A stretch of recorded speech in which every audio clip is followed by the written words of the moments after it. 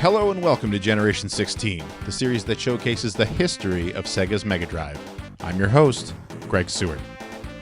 In 1990, Sega signed what was arguably the hottest athlete in the country to endorse their first American-made sports game for the Genesis. What followed was a near disaster which was only saved thanks to a Hail Mary pass and an unlikely ally. It's time to talk about Joe Montana football.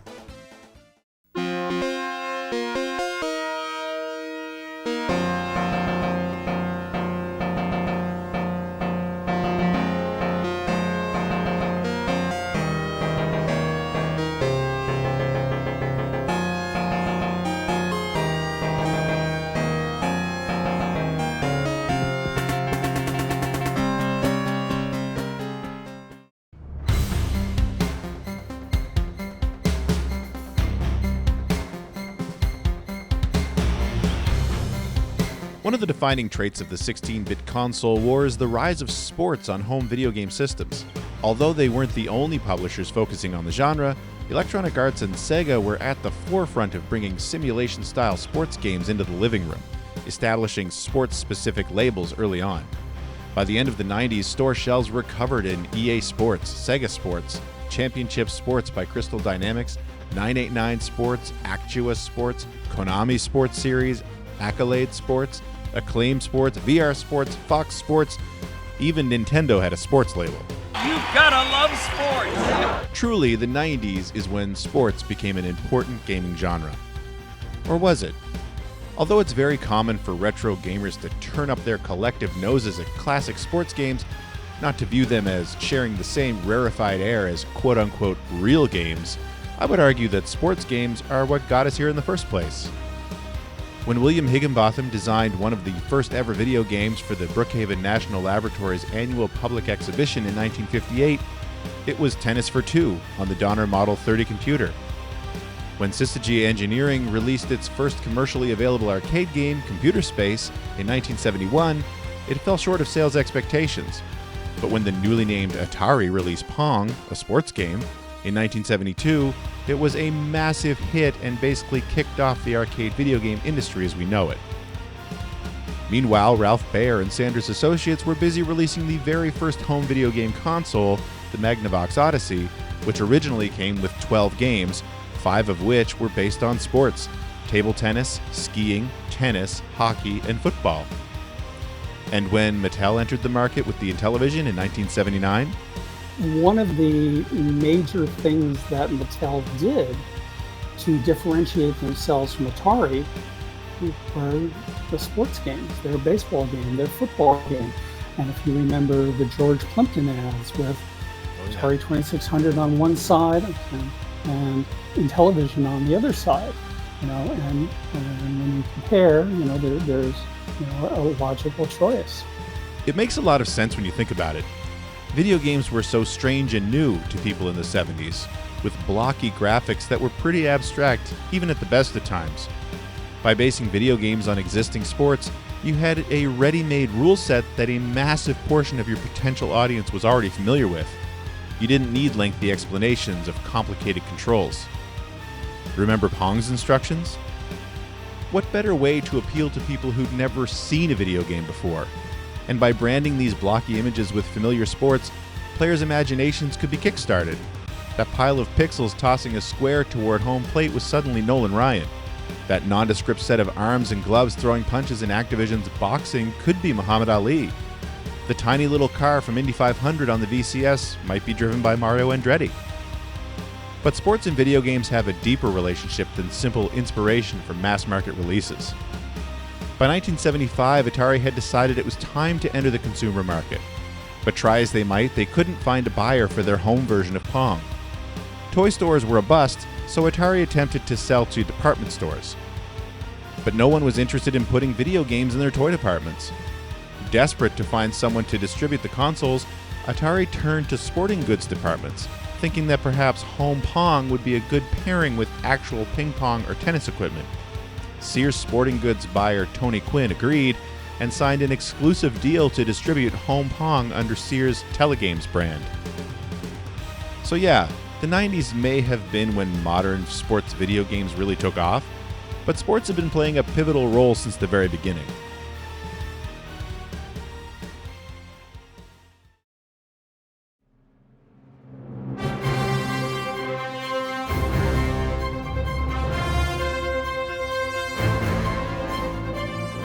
By the time 1990 rolled around, Sega of America had a well-established track record of signing major sporting personalities and slapping them on the box of otherwise generic sports games imported from Sega of Japan or, in some cases, third-party licensees.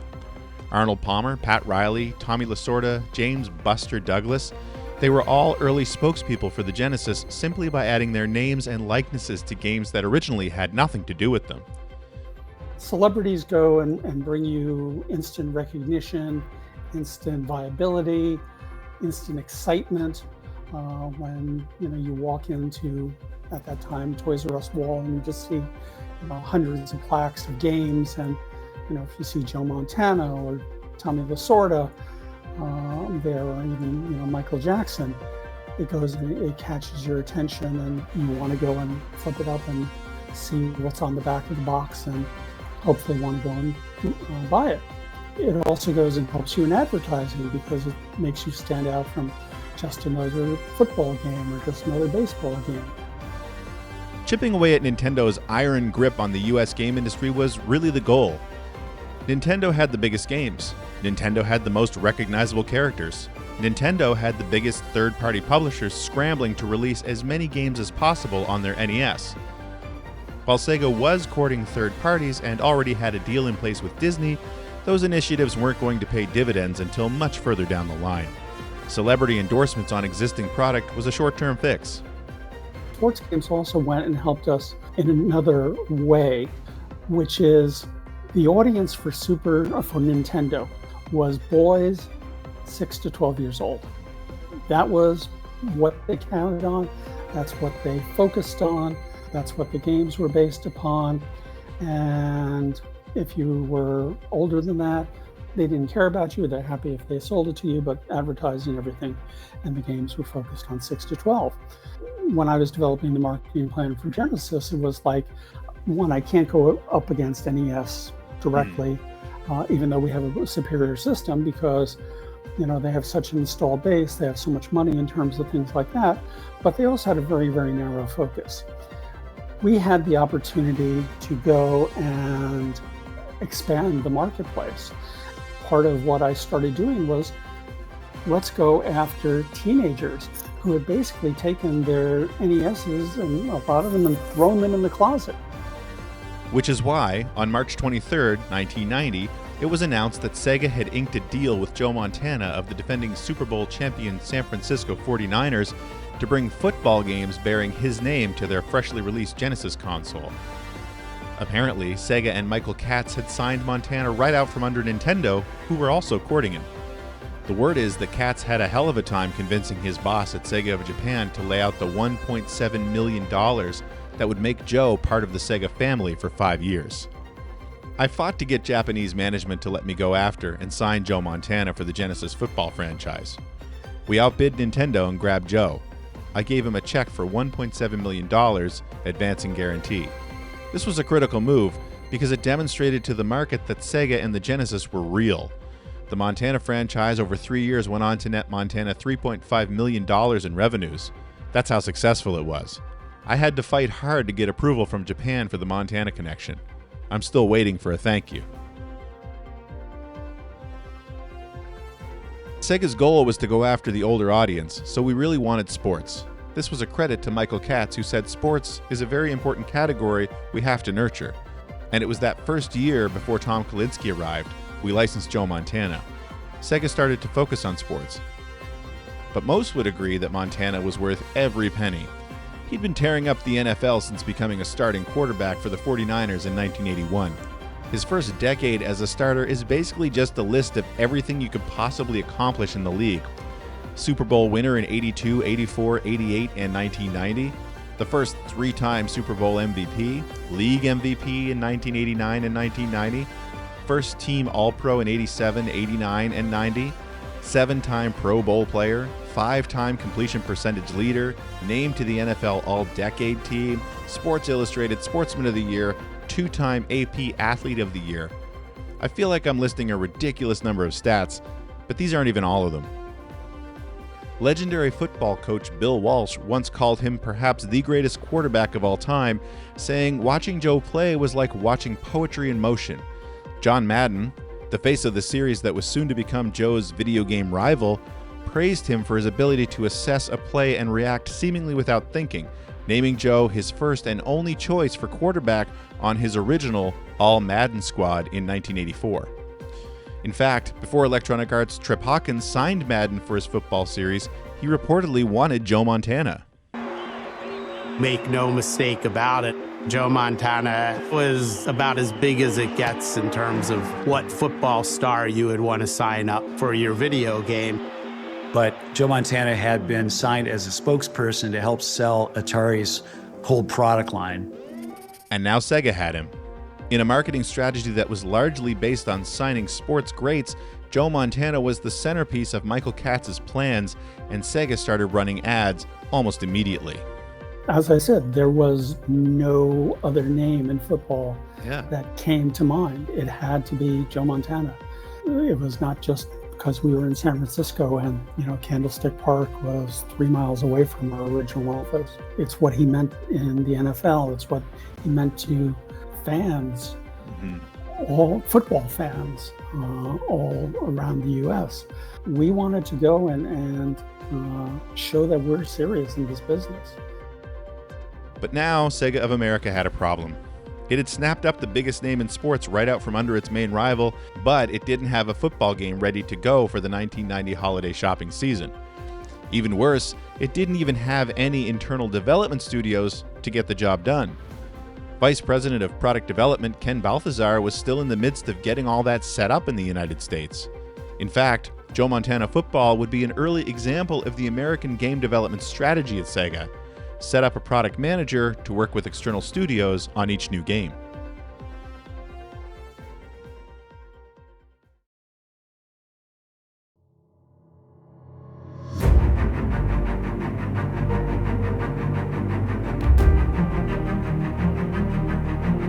Product manager Jim Huther was a games industry veteran by the time he joined Sega as one of its first senior producers in 1990. Having started at Atari in 1977 as a game designer, he was responsible for such 2,600 games as Flag Capture, Skydiver, and Steeplechase. But his true desire was to create a football game, and while he got close on the 2,600 with a title that was ultimately canceled, Jim did manage to realize his goal by porting real sports football to the Atari 5200 in 1982. So who better to lead the charge and get Sega's flagship football game on the field in record time? Much like his real sports football on the 5200, Jim felt it would make sense for Joe Montana's game to scroll horizontally rather than vertically. After all, Joe had one of the greatest arms in the history of football, so the player would need to see a lot of open field in order to pick a receiver and let the pigskin fly. It became a design mandate for Joe Montana Football, so much so that screenshots of a horizontal game began appearing in Sega Genesis print ads almost immediately. These most certainly weren't pictures of the game we now know as Joe Montana Football. Enter Activision. The Activision of 1990 was not the same industry darling that had pioneered the art of releasing third-party software on someone else's video game console back in 1979. In order to weather the game industry crash of 1983, Activision had expanded its portfolio to include productivity software. By 1988, the company had largely focused on that arm of the business and officially changed its name to Mediagenic. But Mediagenic wasn't completely out of the video game business by 1990. Even though all 4 of its illustrious founders had departed the company, it still published the odd game under its Activision and Infocom labels, mostly on PC. Notable titles were Ghostbusters, Little Computer People, and Shanghai. It even had a sports division, having acquired Scott Orr's sports-centric GameStar in 1986. Ironically, the creator of one of the very first action-oriented football video games, Starball Football.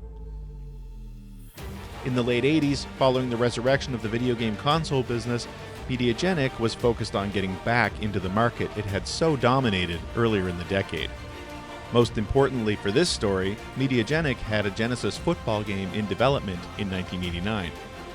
Possibly due to its rare status as one of the only third-party publishers of Master System games in North America, Activision already had Genesis development kits early on in the system's life. But then there was a door in the cafeteria, and you had to have a special card key, and if you went through that, only some people were allowed in that room, and that's where they had all the Sega development was going on in there. Okay. But Sega of America didn't really have a good plan in place at this point for signing up American developers, and while having the hardware was important, it didn't come with any English documentation, so game development was full of trial and error. Edwin Reich was an industry veteran, having programmed games like PHM Pegasus for Lucasfilm Games and California Games during his time at Epix. By 1990, he found himself at Activision, one of the very few people allowed into the super secret room that housed its Genesis development kits. While one of those people was tasked with porting Tongue of the Fat Man to Sega's 16-bit console, Reich was toiling away at what would be the very first proper football game for the Genesis. And things were moving slowly. He was working on, one of the other people was working on Tongue of the Fat Man, and then I was working on Hard Yardage. And his game was a little farther ahead. He had started before I had, several months, and so he was farther along than I was. And this was back in the days where, all before Windows and virtual memory or anything like that. So you had to, you were very tight on memory for your development system. So there's a lot of work just keeping it running at all while you're writing the code. But the designer of the person who was designing the game, I can't remember his name, but he was just, they had too many projects for him. They had him working on like 3 or 4 different games all at the same time. And I was getting frustrated, and I'm like, hey, I really need to know what you want this to be. And he's like, well, I'll get to you. And after 2 months of I'll get to you, I was like, I could just do this. I could design this and get this going. And they're like, okay, well, go ahead and do that. And so I spent time, got it all, everything all designed up and going, but I'm still just working by myself on it. In spite of the slow progress, Mediagenic knew how important a football title would be to the Genesis library, and it even demonstrated the game as an unplayable prototype at the 1990 Winter CES in Las Vegas. Hard Yardage received a small mention in Electronic Gaming Monthly's April 1990 issue, being heralded as the first true football game for the console, with a decent sense of speed and a focus on strategy. And then Sega came along. Everyone who saw it really liked how it looked, and it worked pretty well. And so around that time is when Sega approached us and said, hey, we have the license for Joe Montana, and we'd like to use your game as the starting point for that. Now they had a hard deadline that they wanted. Up till then, everything was, keep working on it. As long as you're making forward progress, it's all good. And now it was, we needed shipping with the Sega Genesis, and this is going to be in just 4 more months. And I'm like, oh, I don't know if I know I can't finish this in 4 more months. It should be noted that Hard Yardage wasn't the only active Joe Montana project for the Genesis. There was another name popping up in the video game press at the time, Hyperball. Jim Huther has gone on record in previous interviews that the short turnaround time and extreme importance of Joe Montana football meant he was hedging his bets right out of the gate. In a 2006 Sega 16 interview, Huther said, "I was working with 3 separate groups to develop Joe Montana football, using a horizontal approach so that the field would be visible." While this could be taken to mean 3 separate publishers, it could also be that he was working with 3 separate groups under the Mediagenic Activision label. In my chat with Edwin Reich, he said he'd heard of the name Hyperball, but didn't really know anything about it. As far as I know, there are no images of Hyperball out there, at least not anything labeled as such. But what about that third game? Tom Sloper began his video game career at Western Technologies in 1979 as a model maker. He very quickly transitioned to a designer, working on games for watches and calculators, as well as the Vectrex and Atari 2600. In 1984, he'd actually been an employee of Sega, designing arcade ports such as Up and Down and Tapper for home consoles. By 1989, he'd taken on the task of heading up Mediagenic's internal development studio. His recollection is that there was a monster-based football game in development at the time, which may have been a spin-off of Mondu's Fight Palace, aka Tongue of the Fat Man or Slaughter Sport on the Genesis. He remembers this game being part of the Joe Montana conversation at one point, though it never got beyond the stage of simple characters running around a field. Unfortunately, there's even less information about this game out there, though it may have been related to Graveyardage, which was a horizontally scrolling monster-based football game released by Activision to personal computers in 1989. When I asked Reich about this, he hadn't heard of it.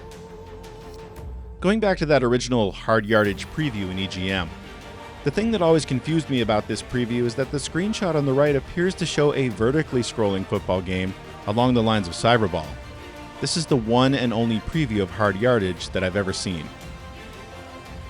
The first proper Joe Montana football preview for the Genesis that I could find was in the August 1990 issue of EGM, and shows a horizontal game this time. The copy gushes over spectacular effects and digitized images, including an impressive field goal view in the top right corner. This doesn't look anything like the Hard Yardage game shown 3 months earlier.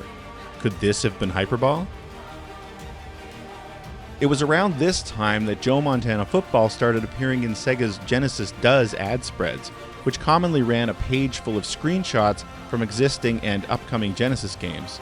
In fact, it appeared in the same August 1990 issue of EGM, and bafflingly, it is definitely not the same game as the one featured in the Joe Montana preview. While it's also a horizontal football game, upon close inspection, the player sprites and field coloration are noticeably different. In the space of 3 months, we'd seen 3 different games that were supposed to be Hard Yardage or Joe Montana Football. In my research for this episode, I've been endlessly frustrated about this, as there doesn't appear to be any solid information on any of the games shown. Until now. But now, from talking to you, I think this might actually be a picture of your game. I think it is, because I remember we had, for every 5 yards, we went with a very, the dark green and the lighter green. It was much more, it was not subtle for it. And we wanted it that way on purpose so that it helped keep it looking better. Right. And we went through a lot of work to make it always look right for how we were doing the scrolling of it and making it look exactly the right way. And it was very smooth. So would you say it was almost like line scrolling? I don't know. We used the line scrolling. We had each different register value for every scan line, and then what we were doing for it was at both edges of the screen where the numbers are. Those we would actually replace out the characters that were used for the images. So it would actually scroll, it was like 60 pixels, I want to say, at the bottom. And then it would get reset again, and then we would redraw the characters, and then it'd be in place. So it looked like it was, smoothly scrolling, and then the back was scrolling as well and having its characters updated as well. And it helped so that we could, we could focus on, we could keep the entire field in memory because it didn't actually take much video memory for it with it divided up that way. And the rest of it was very repetitive, and so you couldn't really tell that it was all exactly the same. Because with the numbers scrolling by, that just made you think, oh yeah, they're not doing it that way. Right. And then having the scan line register, table that offset so that it could give you the nice lines. You'd have the parallax scrolling for it. And it looked good. This could have just been the title screen. This might have just been our title screen and one of the coach screens that we had, because we actually did have other parts of the game going. We didn't have it all. We didn't have it all done. Oh, I see tongue of it. It looks like tongue of the fat man down in the bottom right corner. It is. Yeah, you're right. Yeah, that's the infamous tongue of the fat man. Yeah. And that, you're right. Now that I'm looking at that, I've never really noticed before that the words hard yardage are there. So maybe that was just a title screen. Yeah, I think these were mocked up art that we had, because they actually do look familiar. Right. And that could have been what we were going with as our mock-up for it. I can't explain how exciting it was to hear Edwin describe how this early and ultimately abandoned Joe Montana game would have played. It sounds like there was some impressive tech at work. Upon further review, the images in the original hard yardage preview from the Winter CES appear to be an interstitial screenshot and a title screen. I don't know how I never noticed the giant hard yardage text on that picture before. So, at least to Edwin's memory, these pictures are both from the same game as the one featured in the Genesis ads. But what was the game in that Joe Montana preview in the August issue of EGM? More on that later. So what happened to the hard yardage version of Joe Montana football? Well, 1990 was a messy year for Mediagenic. While its game group was dealing with the aforementioned transition back to home consoles and moving from single developers to full teams of developers on each new title, things were dire on the business side. The Infocom and Activision divisions were both losing money, resulting in the closure of the former and a reduced release schedule for the latter. Thanks to the William Volk collection provided by the Video Game History Foundation, we do have a tiny bit of insight into the Joe Montana saga at Mediagenic. We know that by July of 1990, the team had been working on what began as hard yardage for at least a year. The product was scheduled to enter alpha this month, but production had slipped due to hardware configuration issues and what management called general lapses in concentration. At this point, Mediagenic was in damage control mode, stating internally that they needed to send a build to Sega by the first week of July in order to keep them calm. The language being used to describe the mitigation plans is telling. Document all communication, stick to contracted agreement on features and dates. This is a company circling the wagons, making sure their developers do only what is contractually obligated and creating a robust paper trail because they expect some blowback from their publisher. In August, things weren't getting any better. Montana still hadn't reached alpha, and Sega still had not seen a playable build of the game. Montana Football Genesis is continuing to slip. We have worked with Sega to do the following: hire a babysitter for the developer, move their facilities to a quiet place to help them concentrate, networked their machines together, hired a third programmer. We are tracking the project daily and believe that all has been done that can be done.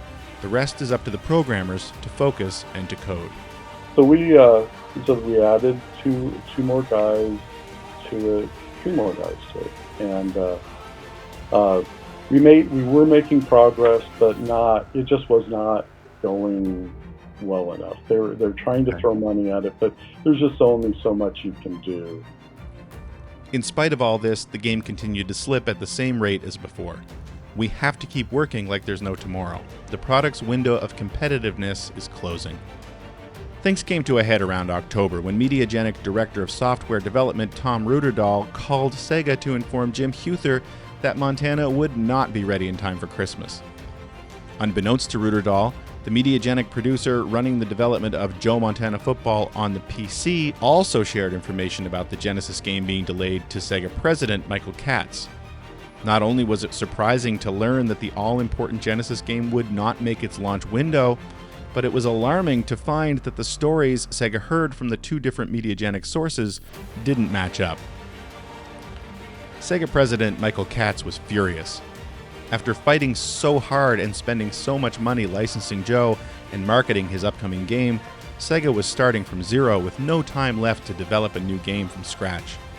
Katz and Huther were faced with 2 options: burn the first year of their 5-year contract with Montana, or find someone who had a football game ready to go on the Genesis that was willing to sell it to Sega and slap Joe's name on it.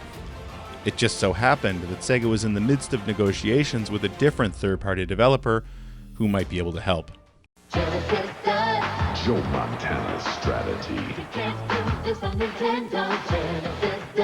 Joe Montana's moves. Doug. Time out. I'm quarterbacking another super game this season, Joe Montana football for Sega Genesis. And since I don't like being rushed, we're taking extra time to perfect my game. It'll be ready by the Super Bowl, so don't pass this up. It may be my best game of the season.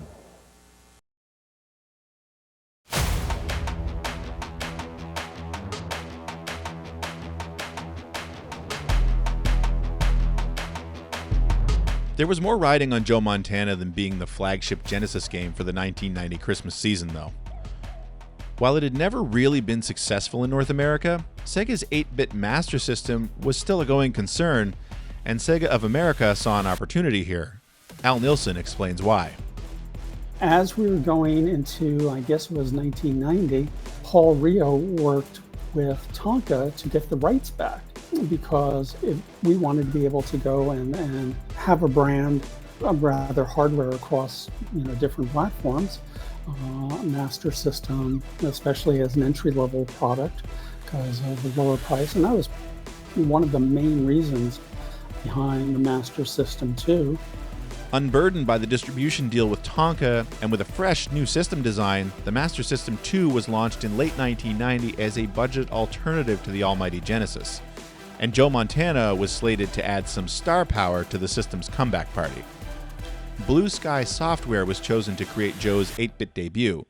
Founder George Kiss and then Sega of America president Michael Katz had a history going back to the early 80s. When he was president of Atari, he wanted to hire me to run development. I did not want to move back to the Bay Area at the time, so he urged me to start a development team, and he gave me a 3-game deal. From this startup, Blue Sky developed a handful of Atari 7800 and XE games, including Xenophobe, Ninja Golf, and even Ninja Gaiden for the Atari Lynx.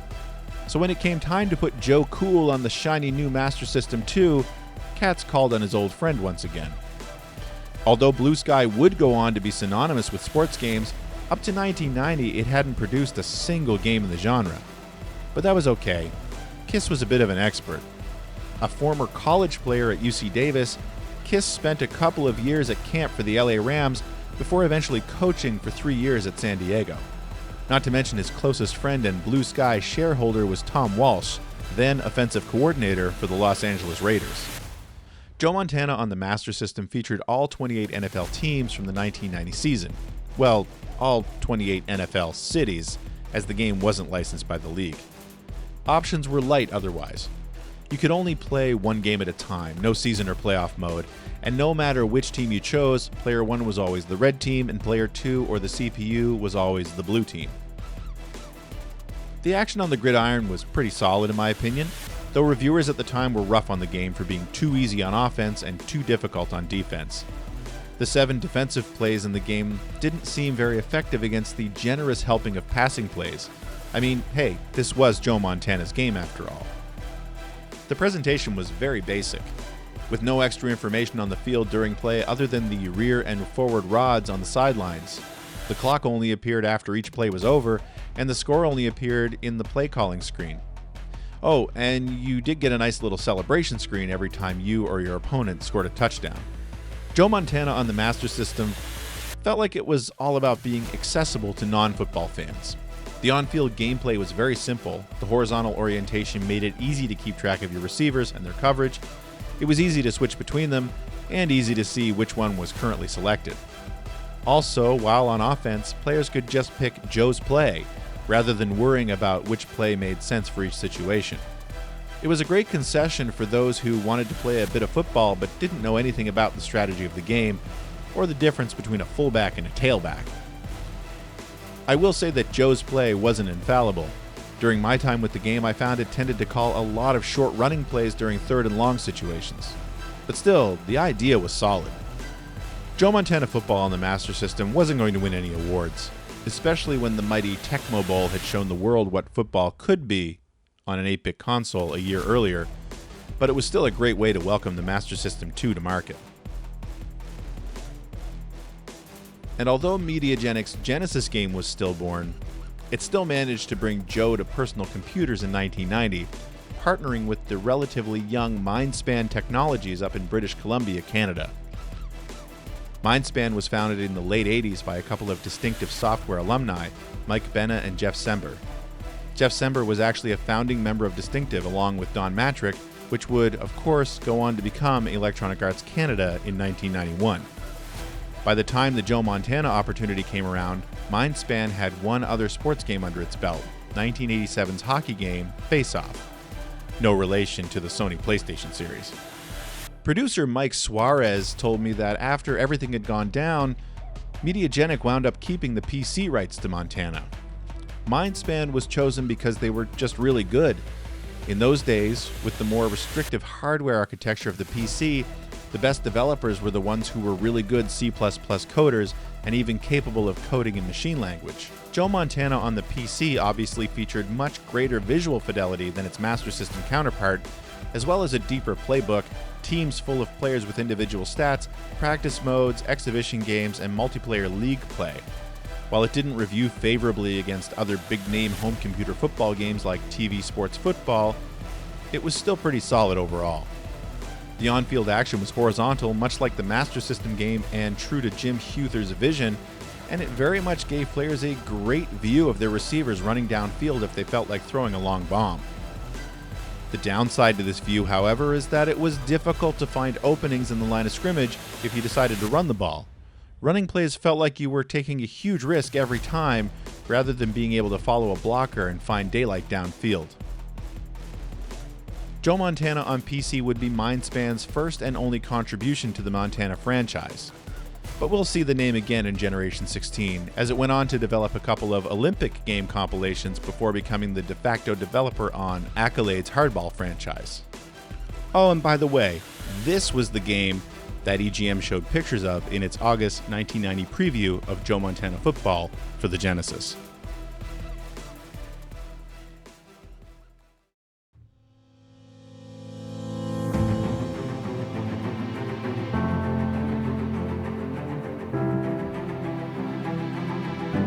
In a soap opera of video games sports simulations gone wrong, Sega has apparently sacked their plans to modify Activision's Hard Yardage into Joe Montana Football.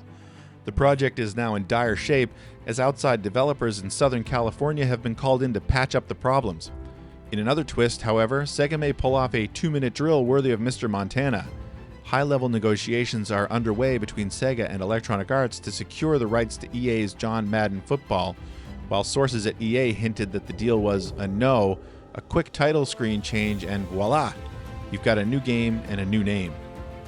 With the end of the year rapidly approaching, Sega was scrambling. It began reaching out to various third parties to try to get something, anything, out in time for Christmas. One of the teams in the mix was Blue Sky Software, thanks in no small part to the long working relationship between Sega president Michael Katz and Blue Sky founder George Kiss. And while Blue Sky would eventually play a huge part in the Joe Montana Football saga, sadly it was unable to help complete the Genesis game in 1990. Park Place Productions was approached as well. In a 2007 interview with Sega 16, founder Michael Knox told the story. While we were finishing up John Madden Football and before we sold Unit 1, Sega was working on another game called Joe Montana. What happened was that the original developer dropped the ball and were unable to finish the Joe Montana game. So Sega started to look for other people to complete the game, and they called up one of my friends in Chicago and asked, "Will you talk to your friends over at Park Place to see if they'll do the game for us and we'll pay them?" And I said, I can't do it because it would be a conflict of interest in my eyes, especially after the great friendship we'd been making with our publisher, Electronic Arts. It turned out Electronic Arts was the key. The traditionally PC-based software publisher had spent the past year sparring with Sega over the right to publish games on the Genesis console. Having reverse-engineered the Genesis, Electronic Arts was threatening to release self-manufactured cartridges and forgoing Sega's licensing structure altogether. Eventually, the two came to an agreement where EA would have unprecedented freedom as a third party on the system, while Sega would sidestep the embarrassment of a raft of unlicensed games from one of the biggest PC publishers in America appearing on the Genesis. It happened to be a pivotal moment in the upcoming years-long battle waged between EA Sports and Sega Sports. The story at this point is different depending on who's telling it. In 2014's Console Wars by Blake J. Harris, a meeting between EA founder Trip Hawkins and the newly minted Sega of America president Tom Kalinske ended with Kalinske attempting to buy and rebrand John Madden Football as part of a licensing deal. When that didn't work, the two ultimately agreed that Electronic Arts would build the first Joe Montana Football on the bones of John Madden Football in exchange for a sweet deal on royalties. Joe Montana producer Jim Huther relayed a similar story in a 2006 interview with Sega 16. We received an early copy of EA's Madden Football and decided maybe we could contract with them to use their engine and get a game out for Joe Montana Football on time. We did this with Trip Hawkins, but we set rules for how the two games would be different, such as graphics, features, game tuning, etc. So while we did use EA's engine, Sega made modifications to differentiate the game and make it more QB appropriate for Joe. Trip Hawkins tells the story slightly differently, where he was the final word on gameplay and design. I made the decision to help them, proposed the deal structure, and dictated the design. I even diagrammed all the players in the playbook for Montana. I was all over it because I wanted to make sure Sega was happy with something I knew would not hurt Madden. They had no problem with the proposed look and feel because that style worked in Japan. They were very happy. We were very happy because we built Montana in 6 weeks and were paid $2 million for out-of-pocket costs of about $20,000. Both games were in the top 5 that Christmas. Michael Knox, over at Park Place, now working on Joe Montana under the EA contract, backs up Hawkins' claims somewhat. At the end of 8 weeks, the Sega game, the Joe Montana football game, not John Madden, was so good that we decided we couldn't release it that good because it would hurt sales of John Madden football. So we took the game and we scaled it back before we gave it to Sega. Electronic Arts producer Richard Hilleman says the changes weren't all bad. The two code bases were being developed at one time. We did decide they didn't get to have our perspective trick. They were a straight top-down. We also dramatically reduced the size of the playbook for Montana. It was data we got from John, and the smaller book meant a faster test cycle. I also believe Montana ended up with a slightly better frame rate just because the code was improved.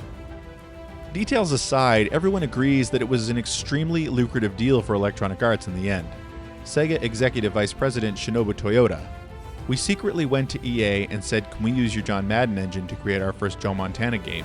And EA, in the spirit of partnership, agreed to let us use their John Madden game to create a Joe Montana game.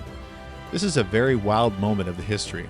I still recall Sega agreed to pay 24% royalty to EA. In those days, developer royalty was 5%.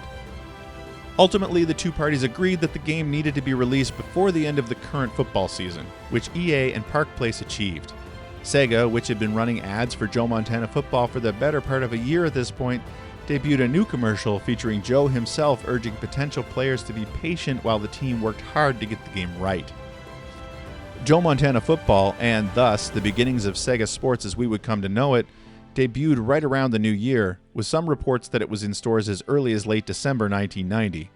And with that, Sega of America's new sports initiative was launched with the secret support of what would become its biggest rival over the coming years.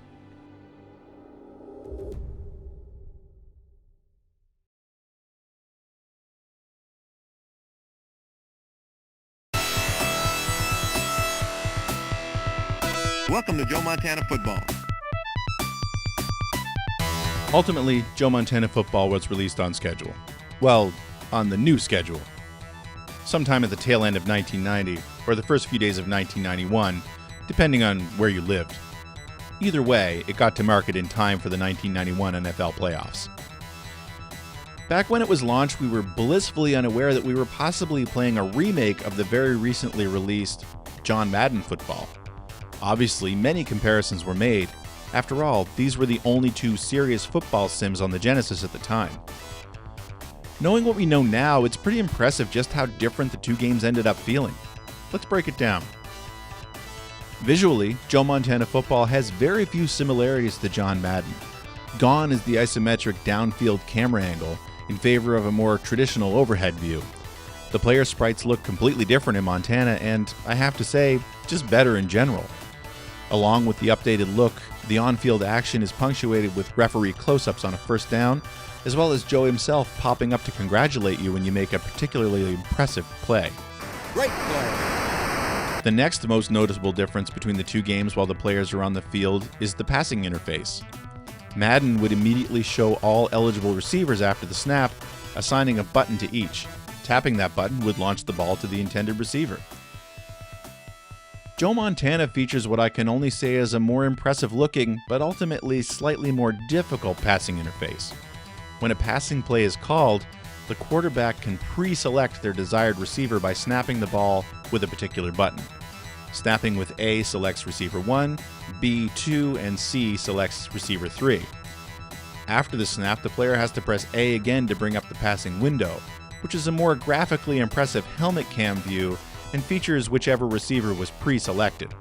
At this point, A will pass, B will cycle through other receivers, and C throws the ball away. It sounds a bit more convoluted than it is, but not by much. Once you get used to this interface, it's very playable, and it does give you a bit better view of the intended receiver's surroundings, but it loses some of the elegant simplicity found in John Madden football. What's more, this interface won't allow you to call a fake snap or an audible on offense, both things you could do in Madden. But I will hand it to Park Place Production and Sega. This completely different passing setup is what makes the two games feel different, and thus kept gamers in 1991 safe from feeling like they just paid full price for a new version of the same game they'd been playing for months. Something that would come to plague sports games in general over the following decades. The play calling screen looks completely unique too, with a full screen overlay and D-pad interface rather than the top third setup used in Madden. In Montana, players simply page through each set of 4 plays instead of first choosing a play category. The play calling interface is the most consequential difference between the two games in my opinion. And no, I'm not talking about the reduced playlist that Trip Hawkins loved to point out in some weird display of sticking it to Sega. No, I'm talking about Joe's play. Speaking as a kid who knew absolutely nothing about football beyond the basics, get the ball down the field without running out of downs, Joe's play was literally a game changer. John Madden's play calling screen might as well have been written in another language. I didn't have the slightest idea what the difference was between a near or pro form play, let alone when I should call them, or what situations warranted calling a nickel or a dime defense. It was completely mystifying to me. With Joe's play, I didn't need to know all that. Even as a football virgin, I felt confident that I was calling something that made at least a little bit of sense for each game situation. This was especially important in multiplayer games, where you stood a chance of putting up a good fight against a more experienced opponent. Oddly enough, that user-friendliness doesn't always translate to the field. John Madden Football did this thing where the player with the ball would move on their own if the user wasn't pushing any buttons. It was kind of an easy mode, especially when it came to making sure your receiver was running their route properly while the ball was in the air. After all, even with the downfield view, it wasn't always easy to see your receiver if the routes were taking them nearly out of bounds or very far downfield. Conversely, Joe Montana rigidly sticks to player movement based on controller input, which means it's easy to have your receiver out of position by the time the ball gets there. It can be a bit frustrating, especially if you've been playing a lot of Madden beforehand, but much like the slightly more complex passing system, it doesn't take that long to get used to. One thing I did notice while playing Montana is that the CPU definitely cheats. I've had more than a few games where my players will just bounce off a CPU ball carrier over and over at the end of a game. It's an issue that some reviewers called out back in the 90s as well. It's not prevalent, but it does happen enough that it's noticeable. Usually when you have a really big lead heading into the final minutes of the game. In most other categories, John Madden and Joe Montana football were comparable. No NFL license meant no official logos or real players, outside of Joe at least. Just rough team color approximation along with the city's name. And not every city with an NFL team was represented in either game. Even the play modes were similar. Single games, playoff modes, and 2 different short games. In Madden, you could choose sudden death, where the first team to score points wins, while in Montana you could choose 2-minute drill, where random scores are assigned and you play the final 2 minutes of a game in progress. Checking in on the fledgling games press in the USA doesn't reveal much regarding how the games fared against one another critically. The only American magazine I could find that actually reviewed both games was GamePro, and the scores were largely the same, giving the slight edge to Madden in the gameplay department, while Montana scored higher for challenge. Sega's marketing blitz came back to bite it a little bit in the GamePro review, as a lot of words were spent talking about all the exciting features gamers were promised and ultimately didn't get with Joe Montana on the Genesis. The horizontal layout, league play, a save feature, 2-player co-op, audibles, and a computer opponent that would learn your play-calling tendencies. Honestly, that last one sounds a little far-fetched for a Genesis game circa 1990. Game Players magazine said something similar in its coverage of Joe Montana, calling out that Madden and Montana really felt like two sides of the same coin, and that players should try both versions to decide which they liked more, as they were so similar to one another. Joe Montana's journey from signing a contract to taking his first snap on the Genesis was a long and complicated one, fraught with one setback after another. But ultimately, the game achieved what it needed to do, redefined what a Sega sports game could be on the Genesis. I doubt anyone at the time knew just how important the nascent rivalry with EA Sports would be, or the impact both brands were going to have on the Genesis fortunes in North America. The symbiotic relationship between the games is fascinating. Joe Montana Football on the Genesis wouldn't exist in its final form had it not been for John Madden Football being submitted to Sega for approval at the exact right moment. On the flip side, EA's Genesis football game wasn't originally intended to be a John Madden title, and may not have used the John Madden name at all were it not for Sega signing Joe Montana. We can't go out there as Sega football against Joe Montana. That will not work. And so John Madden was a relatively late choice in the product's development, driven by the fact that we had Joe to answer for.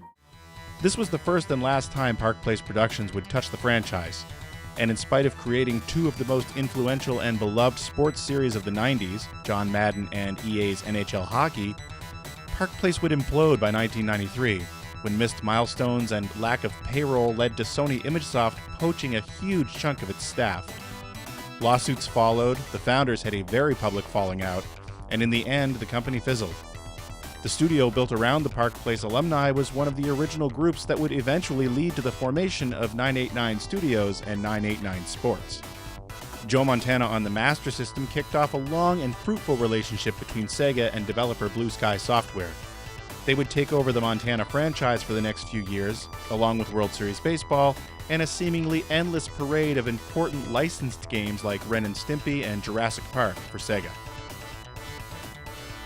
As for Mediagenic, things were in such disarray that original Montana developer Edwin Reich stopped working full days at the office for a couple of months, and no one even seemed to notice. After he was finally let go, Edwin ended up at EA Sports. You may have seen some of his work on games like Bulls vs. Blazers and Mutant League Football. It was after he was hired by Electronic Arts that he learned the story of how Joe Montana finally got made. Mediagenic's attempt to move to team-based game development was unsuccessful, not enough to overcome the financial burden of underperforming divisions and a multi-million-dollar judgment against them in a patent infringement case with Magnavox. By 1991, it was $60 million in debt, which is when a group of investors, led by a young Robert Kotick, bought the failing publisher for around $500,000, completely restructuring the company and bringing the Activision name back to prominence over the ensuing decades.